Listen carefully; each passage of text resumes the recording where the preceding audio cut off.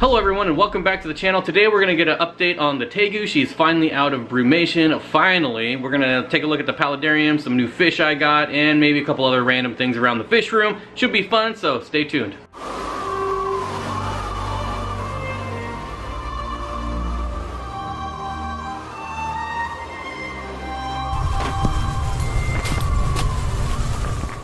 Alright, there she is. She's a little spooked right now, but you can see she knows she's gonna get food. Definitely needs to put on some weight. Look how skinny she is. I'm glad she finally woke up. I was starting to get a little paranoid, but I better get her some food before she tries to eat me. And we got her favorite food here, some nice huge hornworms. You can see she's already all about it. Taking her out of the enclosure to feed. And I feed her in the enclosure. Really not sure how much of these she's gonna eat, but she's gotta be super hungry.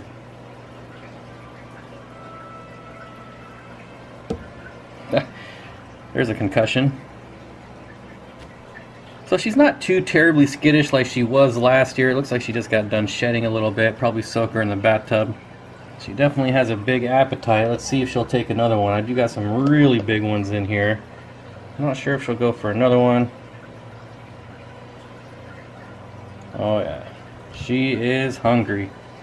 So she was brumating for about 4 months, so she's definitely hungry. You can tell her tail's a little bit thin here. It's normally where they like to store fat, and kind of wrinkly around her stomach there, so she'll fatten up quick though, especially feeding on these hornworms.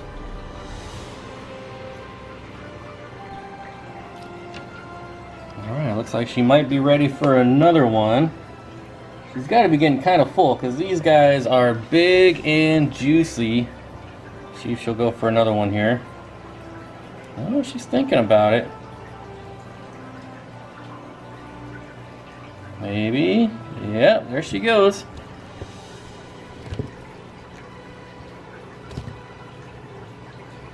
Well, that was nice. I just got sprayed with some guts.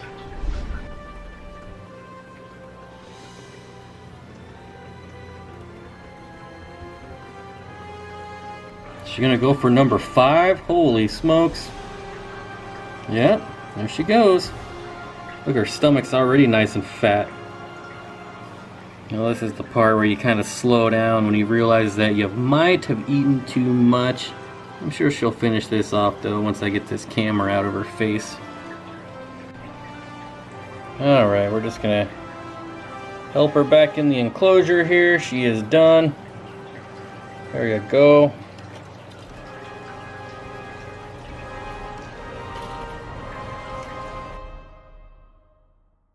Alright, so we're going to take a break from the reptiles and look at some fish, and there is one of them right there. These guys are really skittish, as you can tell. So I did order 3 species of African cichlids, but only one came in, unfortunately.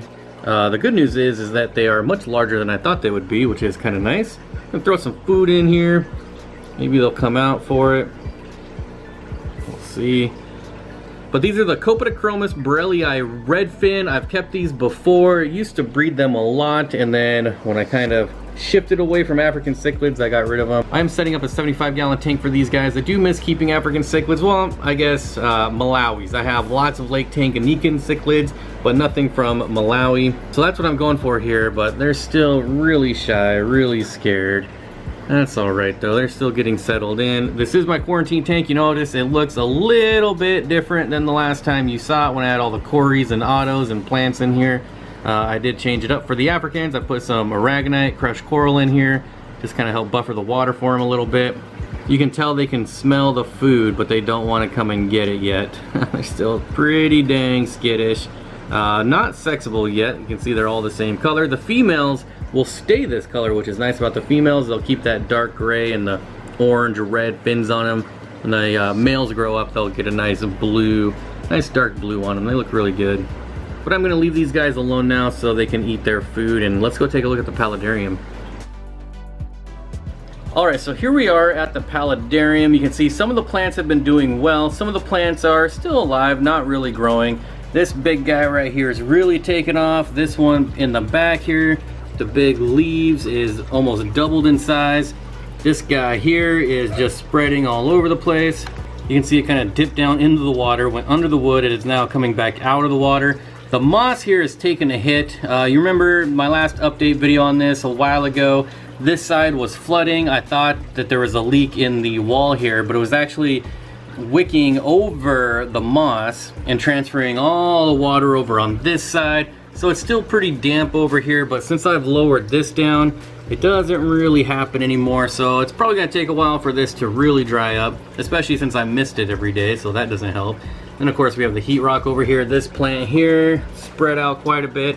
I think that one's more than doubled in size. It looks like it's getting a little too hot up there though. Other than that, the babies are doing great. They have grown a lot. Here you can see the other one right behind the waterfall. Not the baby, the other adult. I believe that to be the female, and then that head back there is the male. A lot of times they'll actually sit right here on the outtake of that filter. One of the babies does like to sit there on that piece of moss, which is finally growing, but it's moss, so it's gonna take forever. One of the babies was hiding back here somewhere.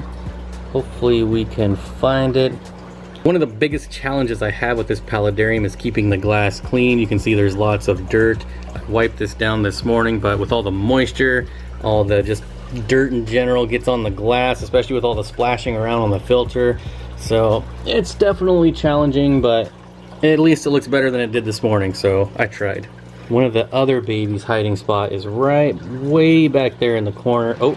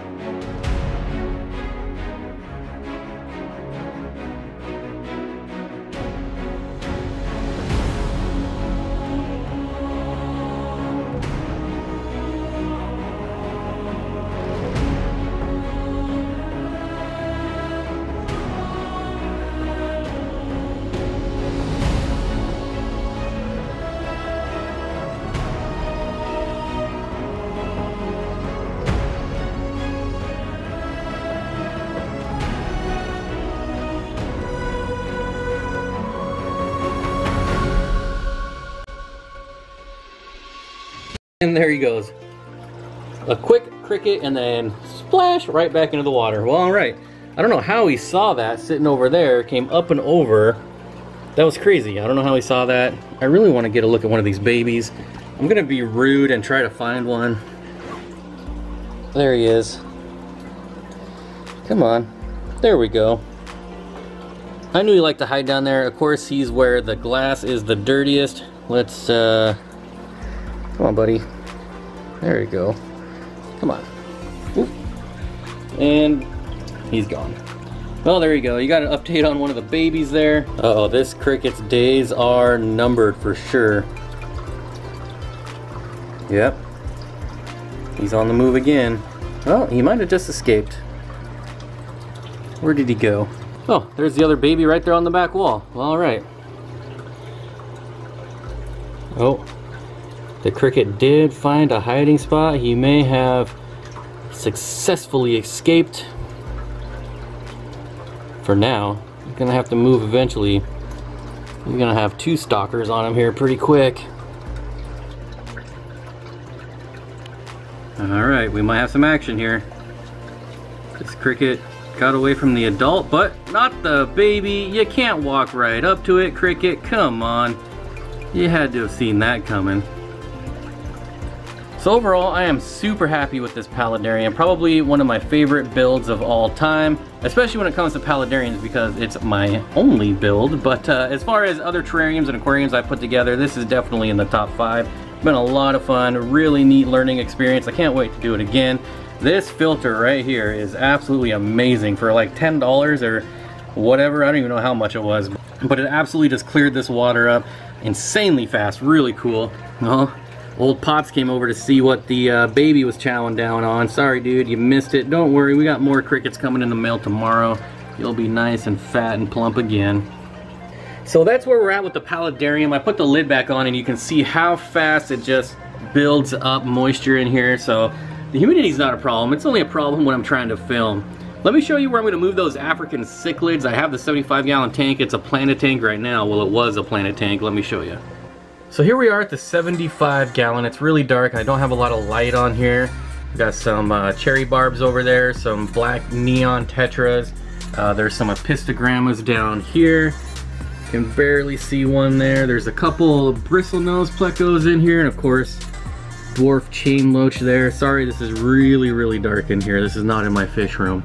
But this used to be a really nice planted tank. If you go back a few years on my channel, you'll see this used to be a gigantic crypt garden. This piece of Anubias was huge. You can see it's melted. I totally nuked this whole piece about a year ago, and it just never recovered. Same with the bulbitis there. It's all stringy and ugh. And I've been pulling out crypts left and right for other tanks, so it's pretty barren here. But it is equipped with an overflow. I actually DIY put that overflow together. Unfortunately, it was before I was on YouTube, so I have no video on how to make that, but really easy, just plastic, and you know, it's pretty simple. But because it does have that overflow, obviously we got a sump. There's some more of the dwarf chain loaches in there. But anyways, we got a sump going on here, which is, I really like for African cichlids. I don't know why, just, you can turn the water over really fast, you can have lots of flow, and it really works out well for them. So like I said, I've slowly been stealing the plants out of here. There's actually some Anubias Nana Golden in the corner there. That's what that plant back there is. Pretty rare Anubias, well not so much anymore, but it used to be kind of rare. So yeah, slowly pulling out all the plants out of here, and eventually take all the substrate out, and then put in sand, rocks, and African cichlids, and we'll be good to go.